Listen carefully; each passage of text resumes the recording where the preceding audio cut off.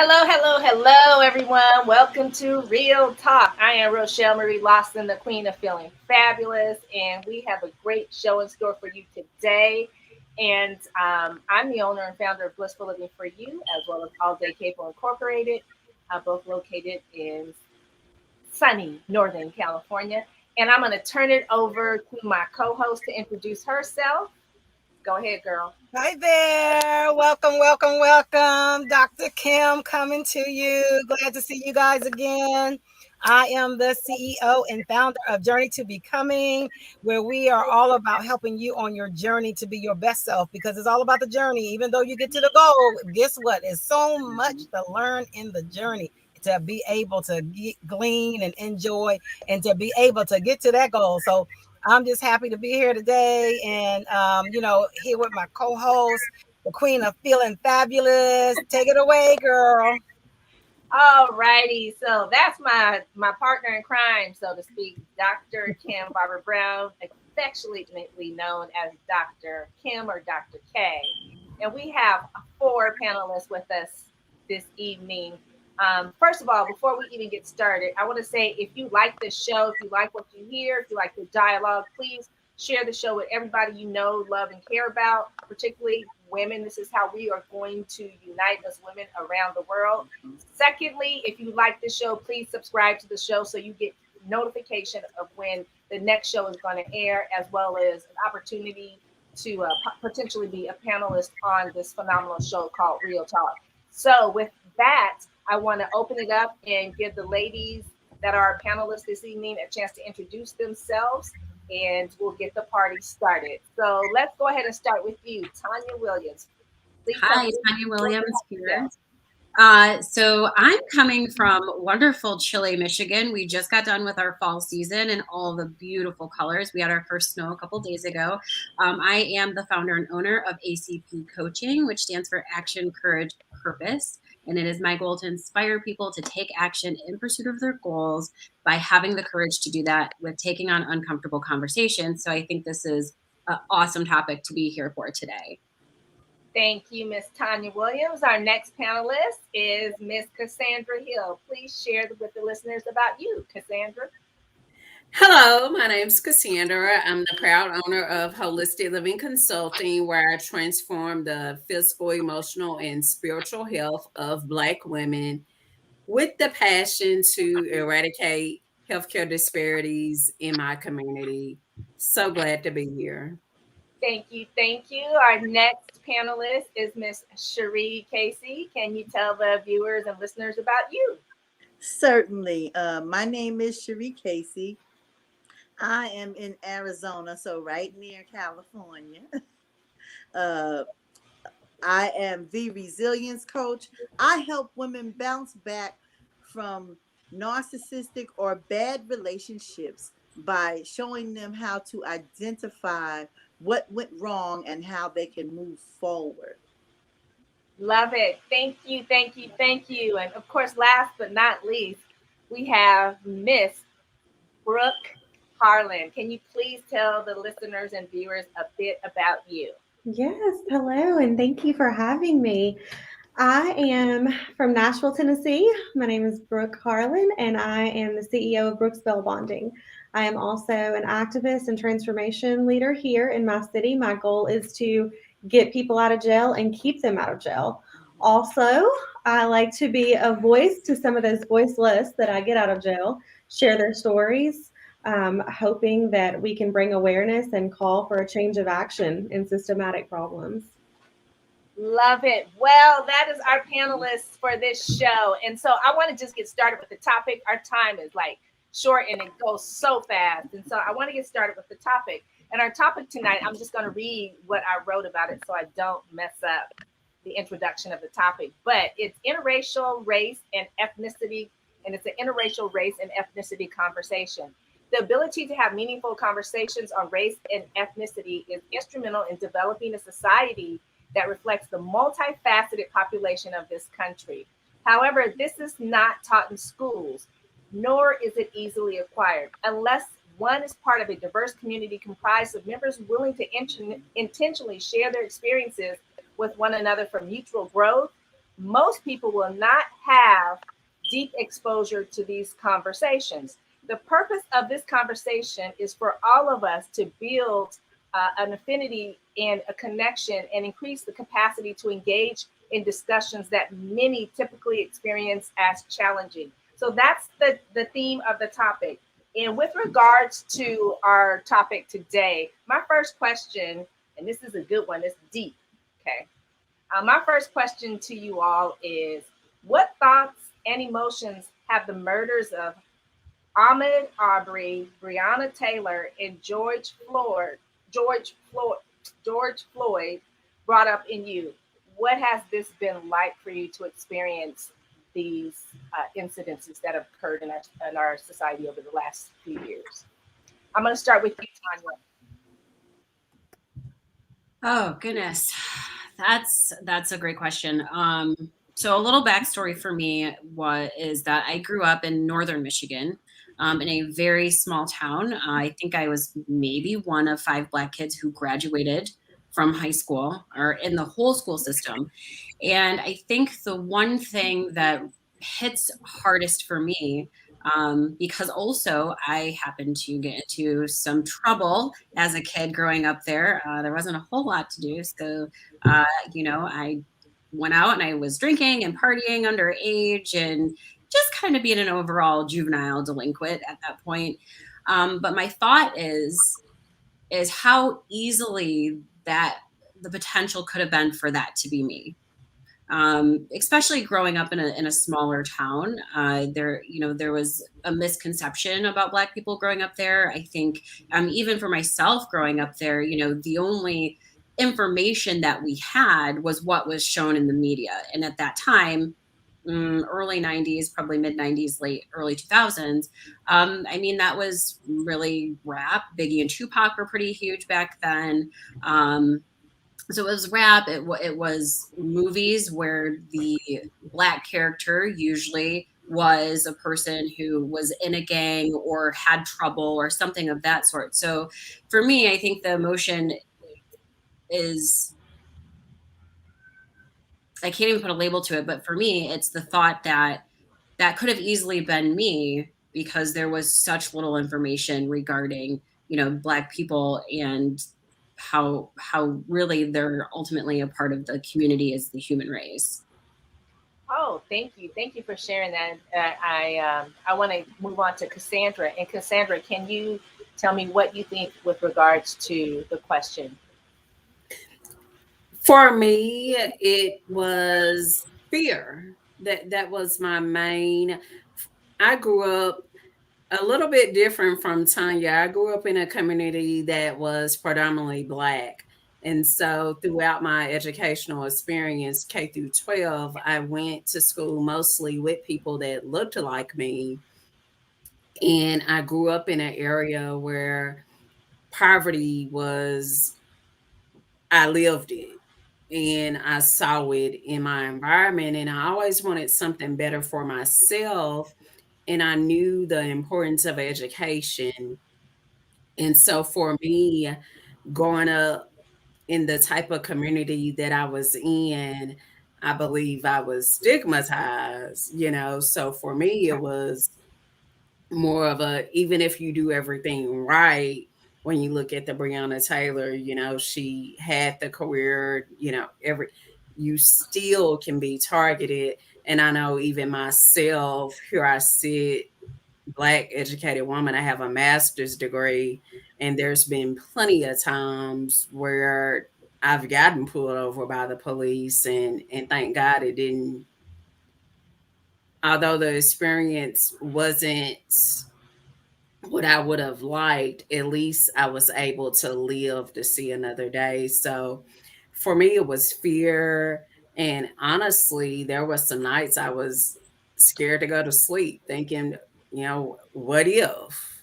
Right. So a lot of fear. And then it made me want to do more to advocate, Gotcha. because I know just because it hasn't happened to me doesn't mean that it won't. And even when it happens to my sister, it happened to me. Right. I thank you for sharing. I want to move on to Cherie Casey. Cherie, what are your thoughts with regards to the question? Well, definitely fear. Fear because of my own experience, as Cassandra said, with the police. I was pulled over with guns drawn, detained because they said they were looking for a black person.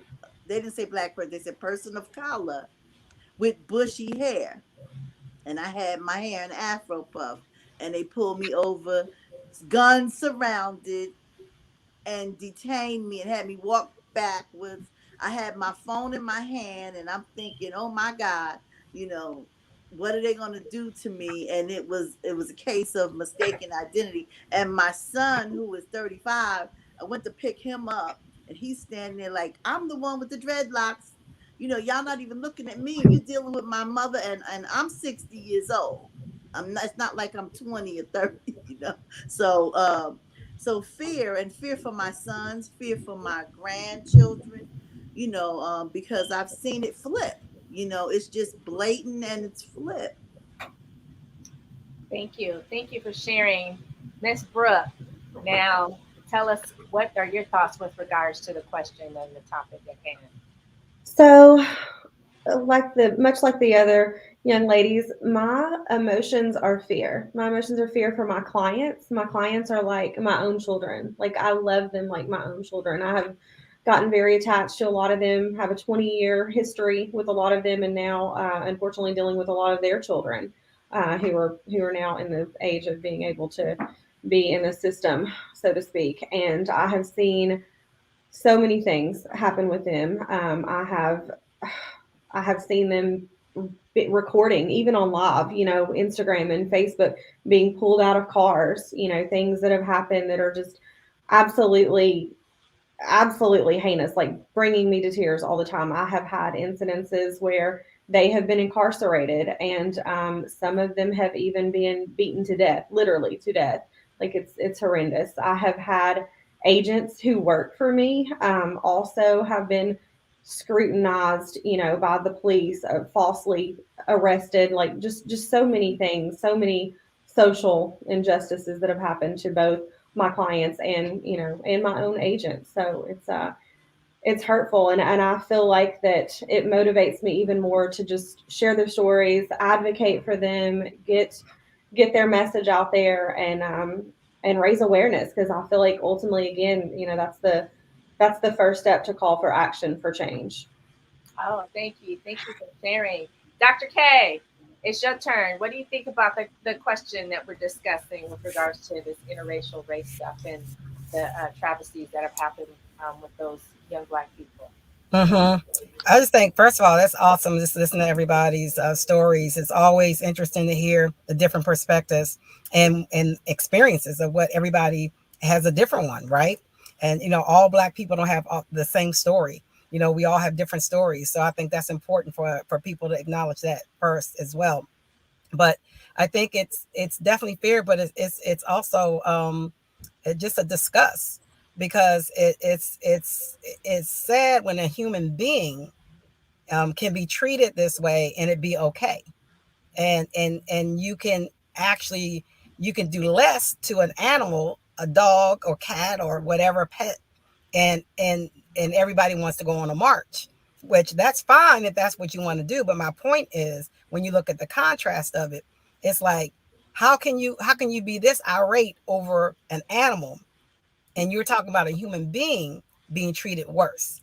So to me, it's almost like a disgust as well. Like, you know, where's your heart even? I mean, even if you don't even talk about, and of course it's all about the race part, but even if you look at just people as being a human being, it's like, this is a human, not an animal. Just like you have a mother, a father, a sister, a brother, or whatever. Suppose that was that was your brother there, that was your father there, that was your mother there. How would you feel? And I always like to turn it around and ask, want to ask the person who is doing the oppressing, how would you feel if that was one of your family members that was in that case? How would you feel? Great, great. Thank you, ladies, for sharing.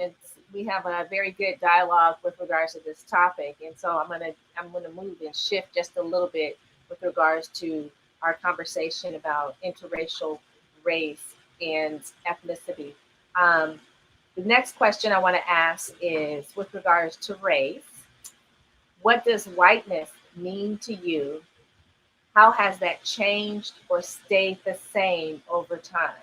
So I'm going to start with you, Cherie. Can you share with us what does whiteness mean to you, and has it stayed the same or changed over time? Well, it's changed over time. See, the thing with me, I have interracial grandchildren. My grandson is half Caucasian. My granddaughter is, half Mexican American. And the thing that people didn't understand, coming from my point of view in my era, when these kids all went to college, they blended and they made friends. They got together. They didn't see color as an issue like we saw it in the 60s and in the 50s. They blended and they got to know people as people. So all of a sudden, well, I'm not going to say all of a sudden because it's probably been underlying and building for years. Now there's a surge of people, and I'm going to say certain people, I'm not going to mention no names, but certain people have popularized it again, and it's popping back up. And but I think that the young people are kind of still sticking with their guns a little bit and saying, you know what, these are our friends regardless of what you do. um Everybody should be proud of their heritage, white or whatever you are. However, that superiority, that's a problem. Gotcha. I want to move to Miss Brooke. Brooke, can you share with us, as you being the sole Caucasian person on the panel tonight, but definitely down with the whole racial equality stuff. And can you share with us, from your perspective, as to what whiteness means to you, and has it stayed the same or has it changed over time? Growing up, in my generation, we didn't really experience in the geographical area that I lived in. We didn't really experience a lot of like racial tension or division. Um, However, as I got into the political world, it was a different situation. I saw a first glimpse of white is white privilege, like that. That's really what the system in the political world has shown me. And again, going back to my instincts of just being human, it's just like we're all human. We're all here, having as spiritual entities having this human experience, and it just saddens me to see one race being superior, than any other. It doesn't make sense, especially where we are. Like we should not be regressing, and I feel like sometimes we even are. It shouldn't be like that. Here in 2021, there's so many conversations that I have on the daily that I'm like, I shouldn't even be having this conversation right now. Right. Like we should be progressing in the human race. So I think with regards to the question, has it evolved or stayed the same? Has it changed or stayed the same? I sure. think it's actually gone backwards. Yes. Definitely, I can relate to Tanya's story of being, um, one of very few Black children at a school. I went from being all Black kids and all minorities, so to speak, to being one of two African American children at a school, and it was me and then my cousin who was a grade ahead of me, and it was very interesting for the transition as children. But your kids, back at least when I was a kid, we didn't really see things as race. It was just we were kids and you made friends and you did things, right? There wasn't like, oh, she's white, I can't hang out with her. He's Black, where does his family live? Or it was just we were children, and race wasn't a really even an issue. And I grew up in a very diverse part of California, Silicon Valley. So, there's all races, but we didn't see it as that, with male or female, basically it. And so it's interesting as we've evolved, so to speak, into this millennium, that things have actually regressed back to, I want to say, early 70s, late 60s. And that was which was hidden is now bringing brought to the forefront. So I want to move to the next question. And I thank you, ladies, for sharing your stories and what the question meant to you. Um, what advantages, disadvantages, or responsibilities do white people have in fighting against racism, Black people, or people of other color? And so I'm going to take this question to you, Cassandra, and have you reflect and answer that question for us. Sure. I believe that whites can be our allies, be that voice, because when you're in our environment and you hear those comments that are racist, that are prejudiced, speak up. It's not enough to not engage in the conversation. Speak up and make it known that this is not right. And when you see injustices happening, advocate. Right now there's so many criminal cases going on, whether it's Ahmaud Arbery, which I think everyone is familiar with that court case.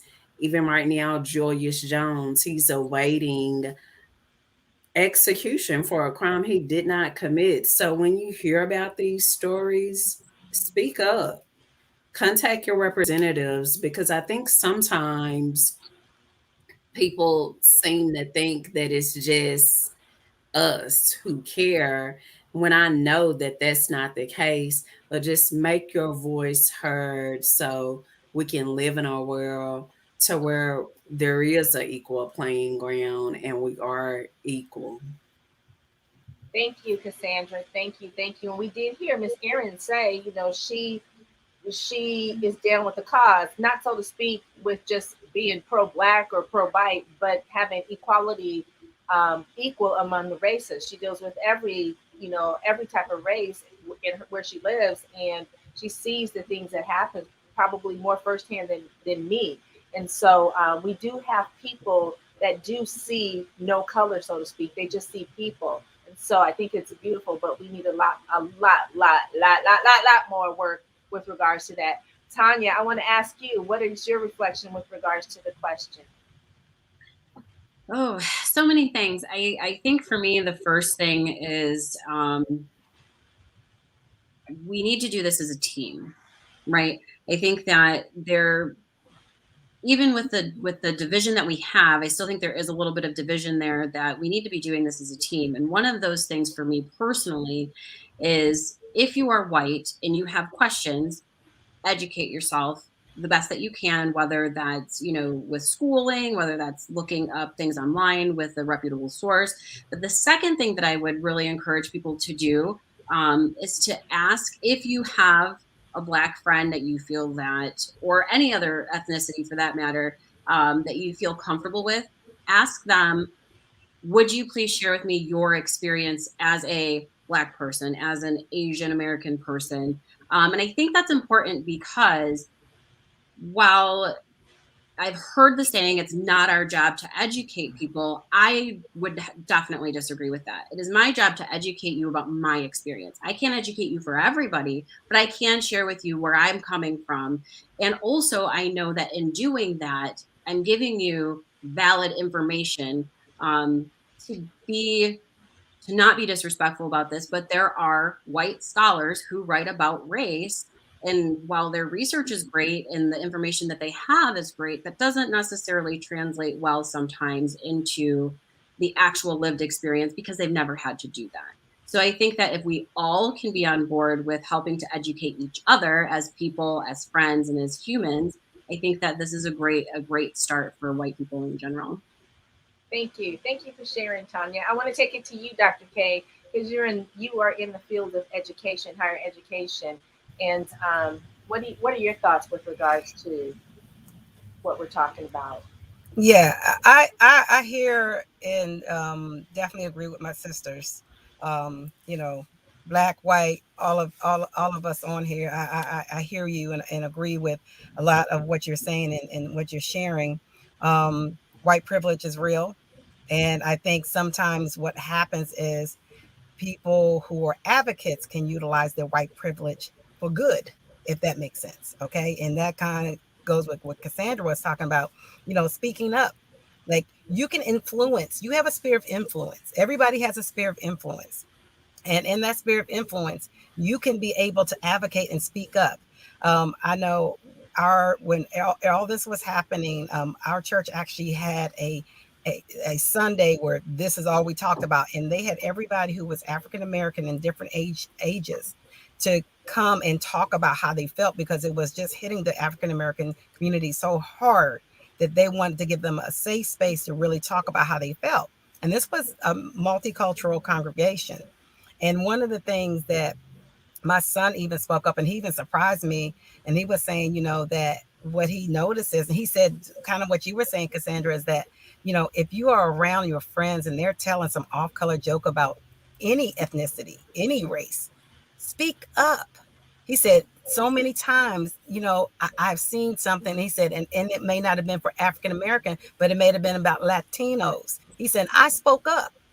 And he said it makes a difference. And I think that's where we miss it, is that we miss our chance. We want to do all this advocacy in all these other places, which is great. We want to do the research, which is great. I'm an academic, so I'm all about that. But like you said, make sure that you understand where it's coming from, like Tanya was sharing. But you miss chances of in your sphere of influence when you don't even say anything. And if everybody does that in their sphere of influence, we'll make some great strides, because then you really are advocating the true cause. I love it. Oh my gosh. Powerful, powerful information, ladies. Thank you for sharing. We have time for just one more question. And this question I'm going to ask is what would a society that values racial and ethnic differences look like? What hopes and fears come up for you when you think about this society? And since we are very short on time, I'm just going to take this question and I'm going to go ahead and say, Aaron, why don't you go ahead and start with just the answer to that question for us, please?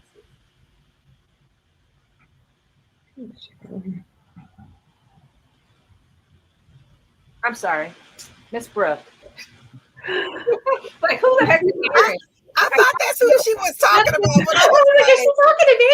With the glasses. Okay, Aaron today. Miss, hey, put on your glasses, baby. Brooke, Like, your that's name my is Aaron. girl. That's my girl. Download Look, name, Aaron. Miss Brooke was like, who's she talking to? Sitting there looking all pretty. I'm like, you. Look, that's the drop the mic right there for the night. Bam. Yeah. So, Miss Brooke, your alter ego is Aaron. Just let you know. Yes, Aaron. Okay. So I'm channeling Aaron, and Aaron is saying, a beautiful world would be a place that it's just pure equality, just unconditional love and equality, and equal opportunities for education, housing, equal opportunities in the legal system. For me, I feel like that would be a beautiful world. Thank you. What about you, Miss Cassandra Hill? What are your thoughts, real quick, with regards to that question? Oh my goodness. For me, with my background, equal access to healthcare. Oh my goodness. How that would just change the game, because no matter what we do, our bodies have to be whole and have to be healed for us to manifest our greatness. So just having equal access, equal treatment, it would transcend the world literally. And that's something, honestly, in regards to the fears, I'm not fearful of that. I really do believe once we get to that milestone, this world will be a greater place. Love it. And you, Miss Tanya, real quickly, answer that question for us from your perspective. For me, I would say it's definitely the acknowledgement of each other and all of the beauty that comes with each race and ethnicity, where that can be openly celebrated and shared, a shared experience amongst everybody. And I think that, being able to have that in some ways will help the other things fall into place as well. Oh, I love it. I love this. Oh, I love this. This is so yummy. Okay, Miss Cherie, your thoughts as you bring it home, so to speak. I believe it all starts, as Dr. Kim said, it starts with educating our children, the children of tomorrow and to come. It starts with them. They have to be the ones to carry this ball and say, enough is enough. You know, stop teaching your, this is a message, I'm sorry, public service. Stop teaching your kids hate. Just stop spreading the hate.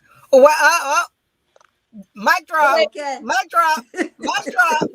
Plain and simple. Stop spreading hate. Say it again, Cherie. Stop preaching hate. Love it. I love it. I love it. Love it. Love it. Well, ladies, it has been a pleasure. This goes really fast, and I really appreciate you sharing your wisdom with regards to this very difficult topic.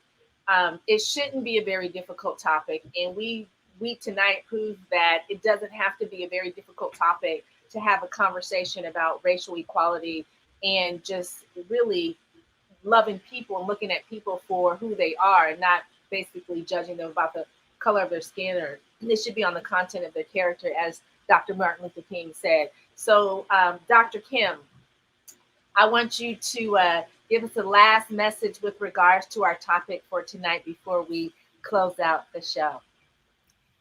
Well, first, it's just been awesome being with my sisters here tonight and just sharing and talking and, being able to uplift each other, but to be real about our feelings, like, our feelings of fear and hurt and disappointment and, all the other different parts of feeling like it could have been us, right? Like all of these parts, but knowing that this is what, you have to be able to advocate for. And Sharif said it already. Stop preaching hate, stop teaching hate. I mean, my thing is, think about the world you want your grandchildren to grow up in. Do you want them to grow up in a world full of hate? Because really, what you put out comes back to you.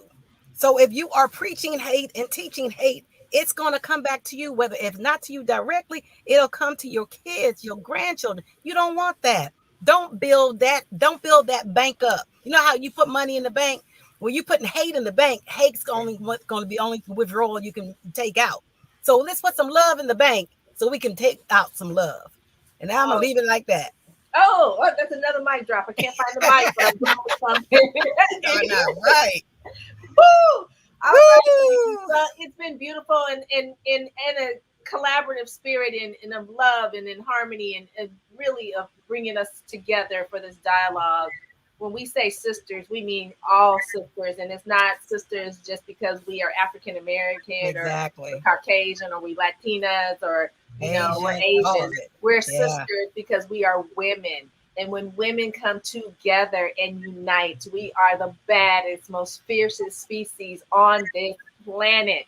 And so it is time for us women to come together and unite with regards to this issue, because we are going to be the ones that change things. It's not going to be the fellas. That's not what they do. That's not how they're bred. But women are. And so I want to thank all of you ladies for being with us tonight. We had a very good viewership. I am proud and happy to say, and it really is because you phenomenal panelists came and you brought it and you had no hard hold bar. So I just want to thank you, Dr. Kim. You want to say anything else before we close it out? You got it. All righty. Well, this is and has been Real talk show for women, about women and the issues that we face today in society and how we can come together and unite so that we can change the world. I'm Rochelle Marie Lawson, the Queen of Feeling Fabulous, and my co-host is Dr. Kim. And we say, if you like the show, please subscribe, share it with everybody you love and care about. And we will be seeing you very soon. Again, subscribe so you get that advanced notification. And until next time, take good care, everybody, and be healthy, happy, wise, and beautiful. Take good care, everybody. Bye for now. Take care.